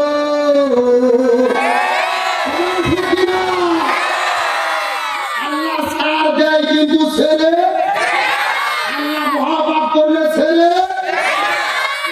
বিদায়ের একদিন আগেও জানতো না মোটার কামড় খেয়ে বিদায় নিয়ে চলে যেতে হবে ফিরাউন বিদায় নেওয়ার একদিন আগেও জানতো না পানিতে পড়ে মরতে হবে আর আবু জেহেল বিদায়ের একদিন আগেও জানতো না ছোট মাছ এবং মাছ বাচ্চাদের আঘাত খেয়ে বিদায় নিতে হবে আর বাংলাদেশের স্বৈরাচার হাসিনাও জানতো না ছোট বাচ্চাদের ধাওয়া খাইয়ে ক্ষমতার চেয়ার ছাড়তে হবে। আল্লাহর কোরআন বলেছে তুই জুমানটা শাহ কত হিন্দু আমি আল্লাহ যাকে খুশি সম্মানিত করি যাকে খুশি এর আসে মুসলমান গভীর মনোযোগ ভালো করে বুঝবেন ওই স্বৈরাচার পালিয়ে গেছে ষড়যন্ত্র বন্ধ হয়নি বর্তমানে ডক্টর ইউনূসের নেতৃত্বে যে সরকার করতেছে এই সরকারের ভেতরে নতুন করে যাদেরকে উপদেষ্টা বানানো হচ্ছে এরা অধিকাংশই ওই স্বৈরাচার আওয়ামী লীগের দালাল তার মধ্যে অন্যতম হলো একজন অভিনেতা মোস্তফা সারোয়ার ফারুকী যিনি শাহবাগের গণজাগরণ মঞ্চের একজন কর্মী আমার শফি হুজুরকে বলেছিল পেতুল হুজুর হেফাজতের লোকজন যখন চলে গেল হুজুরদেরকে মারা হলো ফেসবুকে পোস্ট করেছিল জঞ্জাল সাফ হয়ে গেল ওই স্বৈরাচার হাসিনা আওয়ামী লীগের এমপি মন্ত্রীর সঙ্গে একাধিক ছবি তুলে যে ফেসবুকে ছেড়েছে যে যার বউ অভিনেত্রী সাফ বউকে দিয়ে ব্যবসা করে সিনেমার ভেতরে বউ ফেলে দিয়ে অভিনয় করে করে ব্যবসা বাণিজ্য করে যে অভিনেত্রী বঙ্গবন্ধুর জীবনী নিয়ে সিনেমা বঙ্গবন্ধু বায়োপিক তৈরি করলো, স্বৈরাচারের দালালি করলো, আজকে তারা হচ্ছে সরকারের উপদেষ্টা। এটা আমার মনে বলে এটাই স্বাধীনতার সঙ্গে গাদ্দারি করা, এটা শহীদদের সঙ্গে গাদ্দারি করা। কোন স্বৈরাচারের দালালকে এই সরকারে আমরা দেখতে চাই। যদি বর্তমান সরকারকে দিতে হয়, প্রিয় স্যার আসিফ মাহতাবকে সরকারি উপদেষ্টা বানানো দরকার। সেই আসিফ মাহতাব স্যার সরাসরি নিজে আন্দোলনে যুক্ত হয়েছে, এমনকি পুলিশ তাকে গ্রেফতার করে জেলে রেখেছিল। ওই যে সাংবাদিক ইলিয়াস, পিনাকি দাদা, কনক সারোয়ার, যেই মানুষগুলো আন্দোলনের পক্ষে ছিল, এদেরকে উপদেষ্টা বানানো দরকার। ফেসবুকে পোস্ট দিয়ে যদি উপদেষ্টা হওয়া যায়, সর্বপ্রথম উপদেষ্টা বানানো দরকার আমাদের প্রিয় ভাই ডক্টর মিজানুর রহমান আল আজহারি। তার কারণ আজহারি ভাই মালয়েশিয়া থেকে সর্বপ্রথম ফেসবুকে পোস্ট করেছিল শুধু কোটা সংস্কার নয়, বাংলাদেশের রাষ্ট্রকে সংস্কার করতে হবে। এই পোস্ট লেখার পরে কিন্তু ছেলেপেলেদের মধ্যে নতুন করে আন্দোলনের স্পিচ জাগে, দেশ স্বাধীনতার জন্য তারা যুদ্ধে নামে। তার মানে বোঝা যায় আজহারি ভাইকে যদি উপদেষ্টা নিয়োগ দেওয়া হয়, 16 কোটি মানুষ এই সরকারকে সমর্থন করবে। আর এই সমস্ত মানুষকে না দিয়ে আওয়ামী লীগের 5 দালাল, স্বৈরাচারের 5 দালালকে যদি উপদেষ্টায় দেওয়া হয়, ডক্টর ইউনূসকে বলতে চাই, এই দেশের ছাত্র জনতা এখনো ঘুমায়নি, জেগে আছে। আপনার বিরুদ্ধেও তারা ফুঁসে উঠতে প্রস্তুত। সোজা কথা, স্বৈরাচারের কোন লোককে আমরা দেখতে চাই না। বলতেছিলাম খাদিজার জন্য কয়টা সুসংবাদ। 1 নম্বর সুসংবাদ, খাদিজাকে সালাম দিয়েছেন কে? আমার বন্ধুগণ, মুসলমান ভাইরা গভীর মনোযোগ, নির্দিষ্ট আলোচনা দিকে আমাদের ফিরে আসতে হবে। ভালো করে সুন্দর করে বোঝার চেষ্টা করবেন। আমার নবী যে ওই খাদিজার পক্ষ থেকে সালামের জবাব দিয়ে দিল, খাদিজা রাসূলকে ডাকতে বলে, ইয়া রাসূলুল্লাহ, আমার জন্য 2 নম্বর কি সুসংবাদ বলেন তো দেখি। খাদিজা বলে, রাসূল বলে, খাদিজা তোমার জন্য 2 নম্বর সুসংবাদ হলো আল্লাহ তাআলা তোমাকে সালাম জানাইয়া দিয়েছে। শুধু সালাম জানাই নাই, আল্লাহ বলে দিয়েছে তুমি খাদিজা হবে জান্নাতের মেহমান। এই কথা বলার পরে খাদিজা মুস্কি মুস্কি হাসা শুরু করলেন। রাসূল বলে, খাদিজা তুমি কেন মুস্কি মুস্কি হাসতেছো? খাদিজা বলে, ইয়া রাসূলুল্লাহ, আমার হাসার কারণ হলো আল্লাহ তাআলা আমাকে জান্নাতি বলে ঘোষণা করেছে। এই দুনিয়ার ভেতরে জান্নাতের সার্টিফিকেট পাওয়ার চাইতে আর তো কোনো পুরস্কার হতে পারে না। রাসূল বলে, খাদিজা এইবার তুমি বলো তো, ওই জান্নাতের মধ্যে যাওয়া কথাটা সত্য, কিন্তু ওই জান্নাতের ভেতরে জান্নাতি নারীদের কে সরকার হবে? ওই জান্নাতের মধ্যে কে সরকার হবে? খাদিজা বলে, ইয়া রাসূলুল্লাহ, আল্লাহ তোমাকে জান্নাতের সার্টিফিকেট দিয়েছে, আমি জান্নাতি নারীদের সরকার হব। রাসূল বলে, না ওরে খাদিজা, না তুমি ভুল ভেবেছো, তুমি জান্নাতি নারীদের সরকার হবে না। জান্নাতি নারীদের সরকার হবে তোমার পেটের মধ্যে থেকে যে জন্মগ্রহণ করেছে, যার নাম হলো খাতুনে জান্নাত ফাতেমা। জান্নাতি নারীদের সরকার হবে, তার নাম কি? আরো জোরে। এই কথা শোনার পরে কিন্তু মনটা খারাপ হয়ে গেল খাদিজার। রাসূল বলে, খাদিজা তুমি কেন মনটা খারাপ করলে? খাদিজা বলে, ইয়া রাসূলুল্লাহ, মন খারাপ করার কারণ হলো আমি হলাম মা আর ফাতেমা হলো মেয়ে। খাদিজা বলল, মা আর ফাতেমা কে? আমি মা হয়ে শুধু জান্নাতে যাব, আর আমার মেয়ে ফাতেমা ওই জান্নাতের ভেতরে জান্নাতি নারীদের সরকার হবে। এর কারণ কি? মা হয়ে আমি শুধু জান্নাতি হব, আর আমার মেয়ে হবে জান্নাতি নারীদের সরকার নেই। তার কারণ হলো মহিলাদের মধ্যে হিংসা আছে না নাই? তার বউ চায় না শাশুড়ি আমার উপরে থাকুক, আর শাশুড়ি চায় না ব্যাপার বউ আমার উপরে উঠুক। কারণ হলো মহিলাদের মধ্যে হিংসা আছে না নাই? আমি শুধু জান্নাতি, আমার পেটের মেয়ে ফাতেমা জান্নাতি নারীদের সরকার হবে। কারণ কি? রাসূল বলে, খাদিজা রে, তোমার পেটের মেয়ে ফাতেমা জান্নাতি নারীদের সরকার হবে, এমনিতেই হবে না। এর পেছনে কারণ হলো দুইটা, জোরে বলেন কয়টা? এই দুইটার কারণে ফাতেমা জান্নাতের মেয়েদের সব জানলে হবে। আমাদের জানার দরকার আছে না নাই? আপনাদের দরকার না থাকলেও মহিলাদের দরকার আছে। আমি অবশ্যই বলবো, কিন্তু আপনাদেরকে রেখে এসেছি ওই যে কি গোসল বাকি আমাদের বলে মুসলমান গভীর মনোযোগ, যেই জায়গার মধ্যে যাই মূল আলোচনা কিন্তু অবশ্যই ফিরে আসবো ইনশাআল্লাহ। বলেন রসুলের কাছে ডাকতে বলে, ইয়া রাসূলুল্লাহ আমার স্বামীর একটু গোসলের ব্যবস্থা করে দেন। নবীজি সাহাবীদেরকে বললেন, হামজালার লাশটা খুঁজে বের করো, তাকে জানাজার আগে থেকে সুন্দর করে গোসল করে দিতে হবে। সাহাবীরা খোঁজাখুঁজি শুরু করলেন, কিন্তু হামজালার লাশটা খুঁজে পাওয়া যায় না। নবী বড় টেনশনের মধ্যে পড়ে গেল। ফরজ গোসল বাদ দিয়ে হামজালা এসেছিল যুদ্ধের ময়দানে, ও অপবিত্র অবস্থায় শরীর নিয়ে, জানি না আল্লাহ নারাজ হয়ে গেল কিনা। আকাশের দিকে তাকালো, ঝিরঝির ঝিরঝির ঝিরঝির করে বৃষ্টি পড়ে। নবী আরো টেনশনে পড়ে গেলেন, মেঘ নাই সময় পা বৃষ্টি পড়ে। নবী কান্না করা শুরু করলেন। এমন সময় আল্লাহর পক্ষ থেকে জিবরাইল আসার পরে ডাক দেওয়া, ইয়া রাসূলুল্লাহ আপনি মন খারাপ করবেন না, কষ্ট পাবেন না। আপনার কাছে হামজালা ওই বাসর ঘরের মধ্যে থেকে নতুন বউটাকে রাখার পরে জিয়াদের ময়দানে এসেছে। ফরজ গোসল বাকি ছিল, ইমাম তো ফরজ নামাজ বাকি ছিল। যুদ্ধ করতে করতে শহীদের বিদায় চলে গেছে।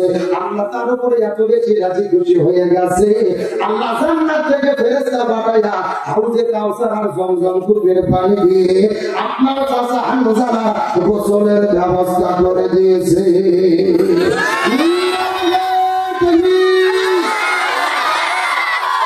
এর আজকের মুসলমান কি বুঝলেন? ফরজ গোসল বাকি, 3 ওয়াক্ত ফরজ নামাজ বাকি। আল্লাহ এত বেশি পছন্দ করেছে, আসমান থেকে ফেরেশতা পাঠাইয়া হাউজে কাউসারের পানিতে গোসলের ব্যবস্থা করেছে।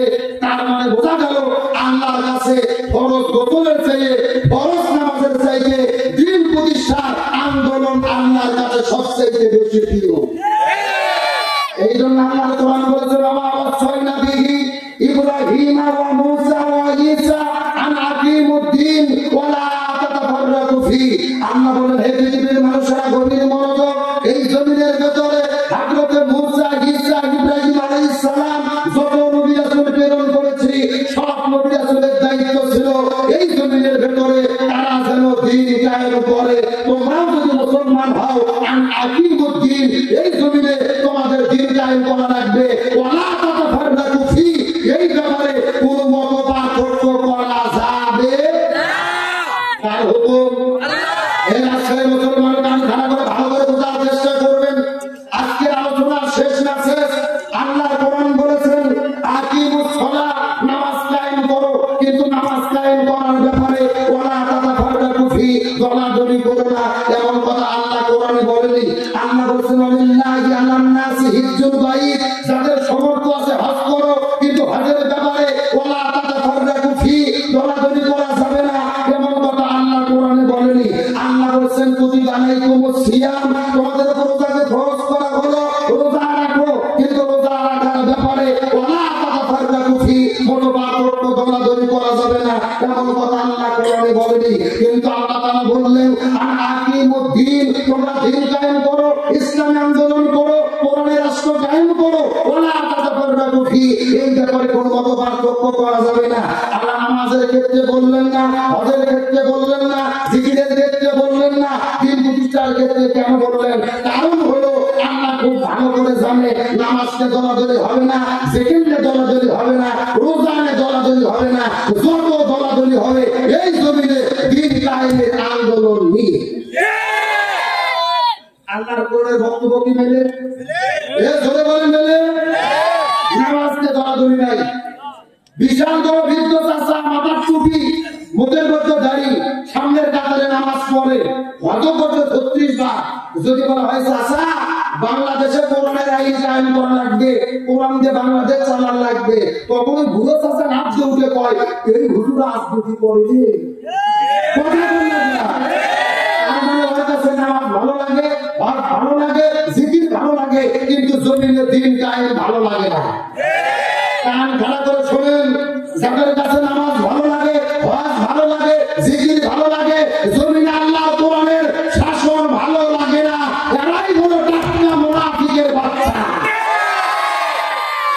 কারণ মুনাফিকের সর্দার আব্দুল্লাহ ইবনে উবাই দেখেন রাসূলের পিছে নামাজ পড়তো, মাথার টুপি, মুখের মধ্যে দাড়ি। কেন মুনাফিকের সর্দার হলো? এক নম্বর কারণ নবীর নেতৃত্ব মানত না, আর দুই নম্বর কারণ জমিনে দ্বীন কায়েমের বিরোধিতা করত। তাহলে আব্দুল্লাহ ইবনে উবাই যদি দ্বীন কায়েমের বিরোধিতা করে মুনাফিক হয়, আর বাংলাদেশে তুমি 36 বার হজ করছো, মাথার টুপি, মুখের দাড়ি, বাংলাদেশে কোরআনের শাসন কায়েম হোক চাও না, বরং যেই দল কোরআন শাসন কায়েমের চেষ্টা করে এদের বিরোধিতা করো, আর জান্নাতের যাবা তুমি শুনলা যে জান্নাত মামুন ভাই খিচুড়ি 2 প্লেট বেশি করে খাইলেন, পরিষ্কার কথা। নামাজ যেমন ফরজ, হজ যেমন ফরজ, জিকির যেমন ফরজ, একই রকম ভাবে এই জমিনে কোরআনের শাসন কায়েমের আন্দোলন করা ফরজ। এখন মানবেন কি মানবেন না ওটা আপনাদের ব্যাপার। সুতরাং আজকের আলোচনার শেষ কথা বলতে চাই, এই বাংলার জমিনে যদি শান্তি চাই, কোরআনের শাসন লাগবে। স্বাধীনতার 54 বছর পার হয়ে গেছে, নাঙ্গল দিয়ে হাল চাষ করেছি, ধান চাষ করেছি, ধানের জমির ভেতরে ওই ধান নৌকোতে বাড়ির মধ্যে নিয়ে এসেছি একটা বার ইনসাফ কায়েমের জন্য। যাই বাংলার ভিত্তিতে ন্যায় ইনসাফ কায়েম করতে চাই, আগামী বাংলাদেশে সমস্ত আলেম ওলামা ঐক্যবদ্ধভাবে এই জমিনে দ্বীন কায়েমের জন্য একতাবদ্ধ হয়ে ঘোষণা করতে চাই। সব দল যারা আছে আগামীতে আলেমদের নেতৃত্বে কোরআনের বাংলাদেশ, এই বাংলার জমিনে দ্বীন প্রতিষ্ঠার আন্দোলন করে কোরআন দিয়ে বাংলাদেশ চলুক। কারা কারা চান দুটি হাত বাংলাকে ধরে রাখা।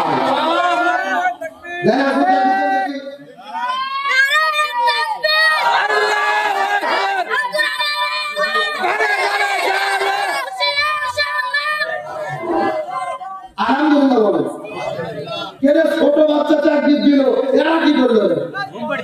দেখি সিনিয়র চাকরি চাকরি যাবে দেখি তাকবীর, তাকবীর, আল কোরআনের আলো সংসদে চালো, তাকবীর। আলহামদুলিল্লাহ বলে আলোচনা কি চলবে?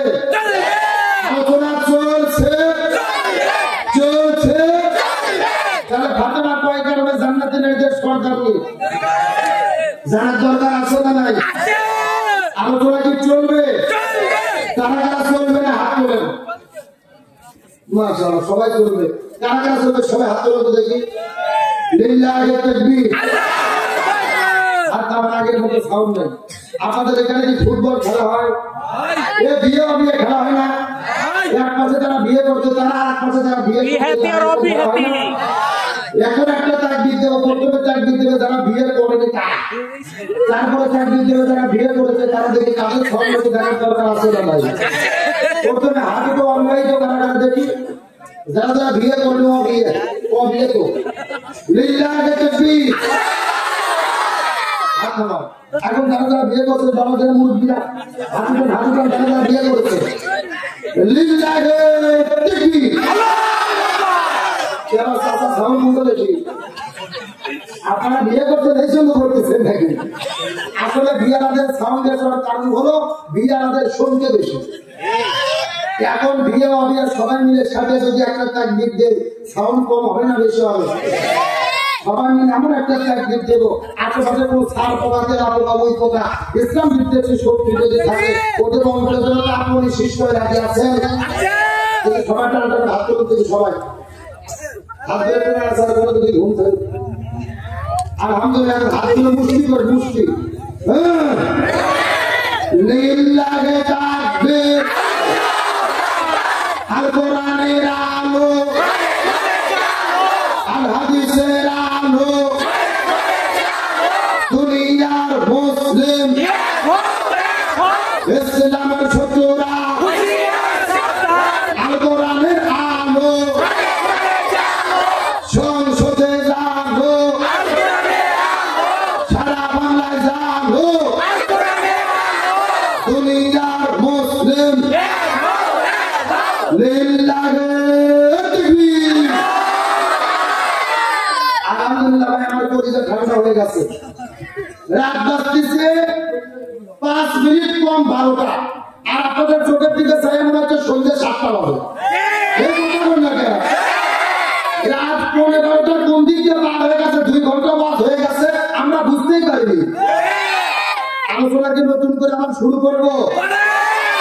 আলোচনা চলছে চলছে।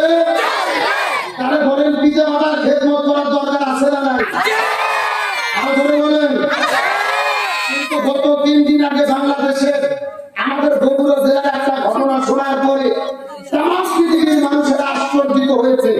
একটা নিউজ আপনারা দেখেছেন, সাদিন আজিজুর রহমান, একটা ছেলে 19 বছর বয়স, সে তার মাকে হত্যা করে ফ্রিজের মধ্যে রেখেছে। এমন একটা নিউজ কি আপনারা দেখেছেন? শোনেন, শিক্ষার জন্য বলতেছি, এই ঘটনা সম্পূর্ণ মিথ্যা। বগুড়া জেলায় আমার বাড়ি, আমার এলাকার ঘটনা। ওই ছেলেটার মাকে হত্যা করেনি, হত্যা করেছে তাদের বাসার কয়েকজন ভাড়া দিয়ে।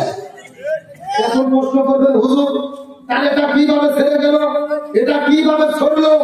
ওই র্যাবেরা এই সন্তানকে জোর করে গ্রেফতার করে নিয়ে গিয়ে ঘরের মধ্যে মারিয়ে পিটে অত্যাচার নির্যাতন করে কাগজের মধ্যে রেখে জোর করে জবানবন্দি নিয়েছে।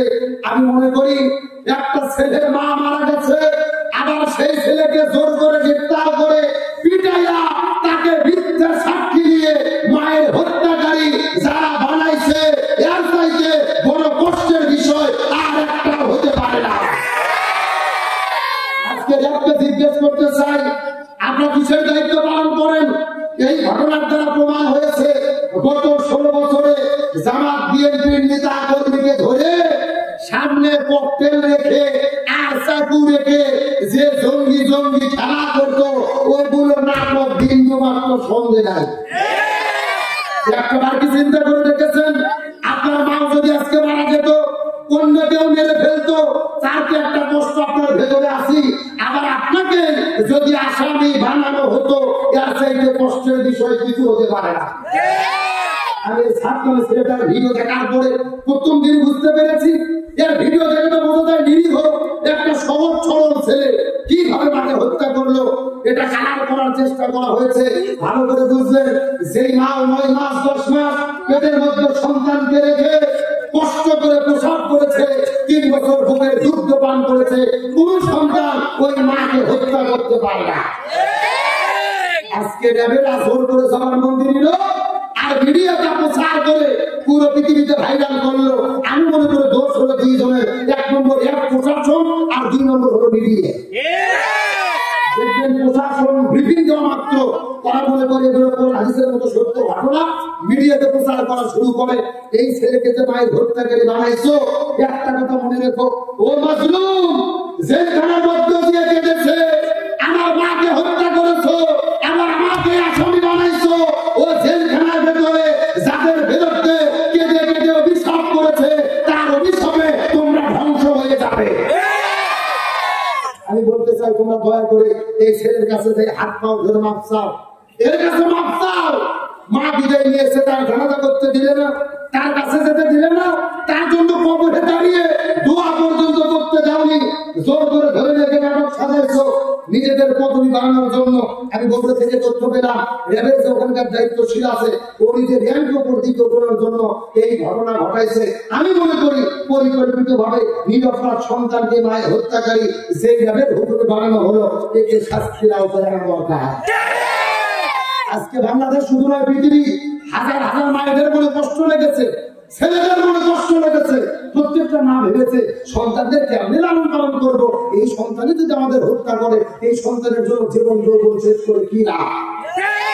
আমরা দোয়া করি, প্রশাসনের ভাইদের বলি এমন কাজ করবেন না। আল্লাহ তাআলা আমার ওই প্রিয় ভাই সাদিন আজিজুর রহমান, প্রিয় ভাইকে আল্লাহ সবুর করার তৌফিক দিন বলে আমিন। দিনের কর্মী হিসেবে কবুল করে বলে আমিন।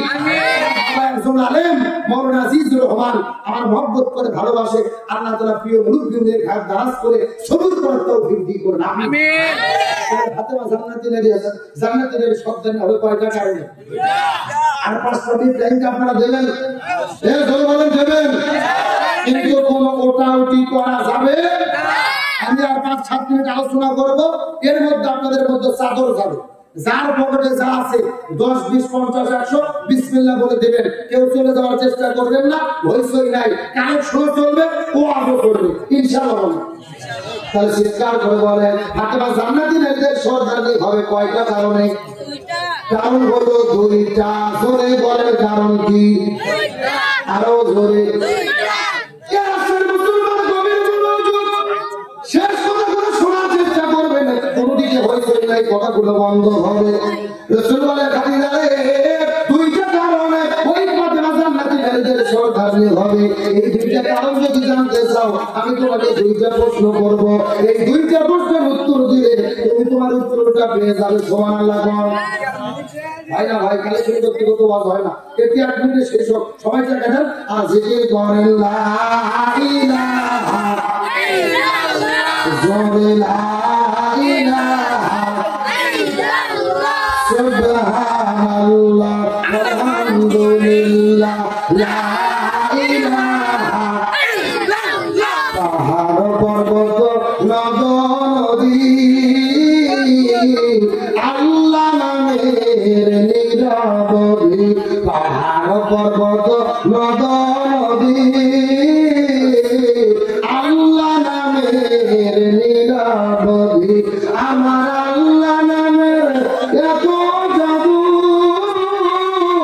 আল্লাহ নামের এত মধু লুকিয়ে রেখেছেন হে আল্লাহ, লা ইলাহা ইল্লাল্লাহ, জোরে লা ইলাহা ইল্লাল্লাহ, লা ইলাহা ইল্লাল্লাহ, মুহাম্মাদুর রাসূলুল্লাহ সাল্লাল্লাহু জি বলছেন। যেদিন আছেন বলছেন, মহিলা প্যান্ডেলে সেই মা বোনদের দায়িত্ব দেওয়া হয়েছে, আপনারা একটু কালেকশনটা করে নেন। আমার মা বোন উঠুন, মা বোনদের বলবো স্বামীর পকেট মেরে যে টাকাগুলো নিয়ে যাচ্ছেন দয়া করে বাড়িতে ফেরত দিয়ে যাবেন না, ফেরত খানে দিয়ে যান, আল্লাহ কবুল করবে ইনশাআল্লাহ। বলেন আসেন, বেশি রাত করবো না, যেহেতু 2 দিন মা ফিরে গেল আমার মানতে হবে। 2 মিনিটে কোন কথা বলে দেই, তাহলে ফাতেমা জান্নাতি নারীদের সব জানলে হবে কারণ কয়টা? আমার বলে বলেন আমার বন্ধুগণ, মুসলমান ভাইরা, গভীর মনোযোগ। এই যারা কালেকশন করতে বসে ওরাই ছেলে বলে টাকা জমা বসে। রাসূল ডাকতে বলে খাদিজা, তোমার সাথে 2টা প্রশ্ন করব, এই 2টা প্রশ্নের যদি উত্তর দিতে পারো তাহলে কিন্তু তোমার উত্তরটা তুমি পেয়ে যাবে। খাদিজা বলে ঠিক আছে, প্রশ্ন করতে পারো। রাসূল বলে খাদিজা রে, তোমার কাছে প্রথম নম্বর প্রশ্ন হলো, এ খাদিজা তুমি সত্য করে বলো তো, তুমি খাদিজা কত বছর বয়সে ইসলাম ধর্ম গ্রহণ করেছো? সুবহানাল্লাহ। খাদিজার কাছে প্রথম নম্বর প্রশ্ন রাসূল করলেন, তুমি কত বছর বয়সে ইসলাম ধর্ম গ্রহণ? খাদিজা বলে, ইয়া রাসূলুল্লাহ, আমি 55 বছর বয়সে ইসলাম ধর্ম গ্রহণ করেছি। রাসূল ডাকতে বলে, খাদিজা রে, তুমি 55 বছর বয়সে ইসলাম ধর্ম গ্রহণ করেছো। এবার তুমি সত্য করে বলো তো, ওই 55 বছর বয়সের আগে তুমি কি ছিলে? 55 বছর বয়সের আগে তুমি কি ছিলে? এই কথা শোনার পরে খাদিজা অজরে কান্না শুরু করলেন। রাসূল, এটা আপনি কেমন কথা বললেন? আমি 55 বছর বয়সের আগে কুকুরি হালতে জীবন যাপন করেছি, ঈমান গ্রহণ করি নাই, আমি তো কুকুরি হালতে জীবন যাপন করেছি। রাসূল বলে, খাদিজা তুমি 55 বছর বয়স পর্যন্ত এই জমিনের ভেতরে কুকুরি হালতে জীবন যাপন করেছো, অথচ তোমার মেয়ে ফাতেমা কত বছর কুকুরি হালতে জীবন যাপন করেছে? কিসের বলবে? রাসূল খাদিজাকে জিজ্ঞেস করে বলেন, এ খাদিজা বলো দেখি, তুমি 55 বছর বয়স পর্যন্ত কুকুরি হালতে জীবন যাপন করেছো, কিন্তু তোমার মেয়ে ফাতেমা কত বছর কুকুরি হালতে জীবন যাপন করেছে? খাদিজা বলে, ইয়া রাসূলুল্লাহ, জান্নাতি জান্নাতি, আমাদের মেয়ে ফাতেমা জান্নাতি, আমাদের মেয়ে ফাতেমা পেটের মধ্য থেকে জান্নাতি হয়ে জন্মগ্রহণ করেছে। রাসূল বলে, খাদিজা জান্নাতি জান্নাতি, আমাদের মেয়ে ফাতেমা জান্নাতি, আর আমাদের মেয়ে ফাতেমা পেটের মধ্য থেকে জান্নাতি হয়ে জন্মগ্রহণ করার কারণে আল্লাহ তার নামটা জান্নাতি নারীদের সর্দারের খাতায় লিখে দিয়েছে। এটা হলো 1 নম্বর কারণ। 2 নম্বর কারণ? আর 2টা কারণ ছেলে মাদ্রাসার ছেলেটা দেখেন, ও যাই আমার কান্না ঢুকেতে ডাকতেছে, ও তো গেছে আমার এদের ডাকতেছে। এই ছেলেবেলা 2 চাচা ভাই বড় হয়ে বসে দেখি আমার বন্ধুগণ, মুসলমান ভাইরা গভীর মনোযোগ। রসূল জিজ্ঞেস করে বলে, খাদিজা তোমার কাছে 2 নম্বর প্রশ্ন হলো, বলো তো এ খাদিজা সত্য করে বলো তো তোমার হাতের চেহারা কেমন, পায়ের সাইজটা কেমন, হাতের সাইজ কেমন, তোমার বডির স্ট্রাকচারটা কেমন, তোমার মুখের চেহারা কেমন, এই জমিনের কত মানুষ বলতে পারবে বলো তো? খাদিজা কান্না করতে করতে বলে, ইয়া রাসূলুল্লাহ এটা কেমন কথা বললেন, আমি তো মক্কার সবচেয়ে ধনবতী রমণী। আমার বাবা যখন মৃত্যুবরণ করে বিদায় নিয়ে চলে গেছে, আমি ব্যবসা বাণিজ্য দেখাশোনা করেছি। মক্কা মদিনা সিরিয়া দামেস্কের ভেতরে ব্যবসা করার জন্য প্রতিদিন যাইতে হয়েছে। হাজার হাজার মানুষ আমার সঙ্গে দেখা করেছে। হাজার হাজার মানুষ বলতে পারবে আমার হাতটা কেমন, পাটা কেমন, আমার শরীরের গঠনটা কেমন, আমার মুখের চেহারাটা কেমন। এমন সময় রাসূল বলে, খাদিজা এবার তুমি সত্য করে বলো তো দেখি তোমার মেয়ে ফাতেমা, এই ফাতেমার হাতটা কেমন, চোখটা কেমন, শরীরের গঠনটা কেমন, এই দুনিয়ার কত মানুষ বলতে পারবে রে খাদিজা বলো তো? খাদিজা কান্না করতে করতে বলে, ইয়া রাসূলুল্লাহ পর্দা নিশি, পর্দা নিশি, পর্দা নিশি, পর্দা নিশি, পর্দা নিশি, আমাদের নিয়ে ফাতেমা পর্দা নিশি। আর ফাতেমার সম্পর্কে দুনিয়ার কেউ কোনো মন্তব্য করতে পারবে না। রাসূল বলে, খাদিজা পর্দা নিশি, পর্দা নিশি, আমাদের নিয়ে ফাতেমা পর্দা নিশি। আর ফাতেমা পর্দা নিশি হওয়ার কারণে আল্লাহ ফাতেমার নামটাকে জান্নাতি নারীদের সরদারের খাতায় লিখে দিয়েছে। কারণ হলো পর্দা। জোরে বলেন কারণ কি? পর্দার কিছু করতে ভয় লাগে? এই শব্দ একটু বললে প্যান্ডেল পর্যন্ত পৌঁছা লাগবে। কারণ হলো পর্দা। জোরে বলেন কারণ কি? ওই পর্দার দরকার আছে না নাই? রাজশাহী জেলার মা বোনরা কি পর্দা করে? রাজশাহী জেলার মা বোনদের ধরন বলিতে লাগে চরম সকালবেলা, আর সকালবেলা পর্দা পরে, বিকাল বেলা ওড়না নাই। দাদা ভাই ডিজিটাল দেশ বুঝিয়ে তাই সকালে এমন ভাবে দরকার পড়তেছে না, কোনো বুদ্ধি। আমার বিকেলে দরকার তো দূরের কথা, শরীরে ওড়না পর্যন্ত থাকে না। আর ওড়না যদি আমার দিকে তাকান, এরকম শুধু ধরির মতো সেগুলো করে এই গলার মধ্যে দিয়ে পেছন দিকে ফেলে দেয়। আচ্ছা বলেন তো, পেছনে ঢাকা আর কি কিছু আছে? এগুলো পর্দা না বাটপারি? নারী হলো ঘরের সবার স্বামীর সেবা করে, এখন উল্টো দেখি নারীরা সব স্বামী কি ধরে আমারে। ঠিক ঠিক ভয়ে আছে মার কাছে হাতে চলতে দেখি। এই যে একজনে তাও বিয়েই করবে, বিয়ে করে রাজি নাই, সব শুরু করছে। আমার ভাই আসার জন্য বলে যায়, শোনেন এই বাংলাদেশে যেটা কোনো স্বামীকে মারা বউ আছে, একই রকম ভাবে বউকে মারা স্বামী আছে না নাই? এমন স্বামী আছে লাঠি নিয়ে বউ মারা শুরু করছে, বলতেছে তুই আব্বা না বলা পর্যন্ত তোর মায়ের বন্ধ হবে না। বউ আর সহ্য করতে না পারে বলতে আব্বা। পরের দিনে শয়তান হুজুরে ফোন দিয়ে বলতেছে, হুজুর বউ তো আব্বা বলছে, ফতুয়া কি? আমি বললাম ফতুয়া পরে, আগে তোর বাটাম ফাটাতে হবে। এই কথা বলতে তার কারণ বলে তো ভোট কি মারা যাবে না?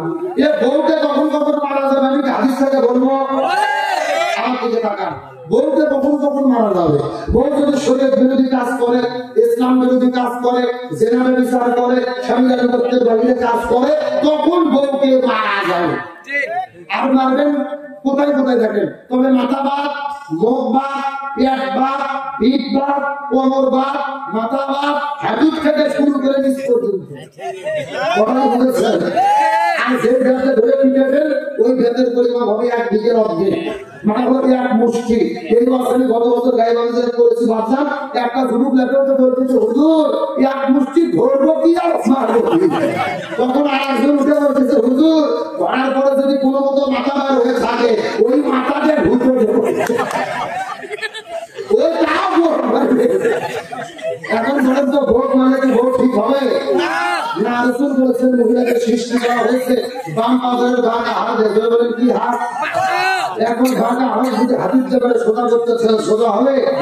ভেঙে বসতে যাবে এই সময় বউ দেখতে বাইরে নয়, বউদেরকে ভালোবাসা দিয়ে সোনা ময়না করছে কি এটা কি বলে আপন করা রাখবে জোরে বলেন সুবহানাল্লাহ।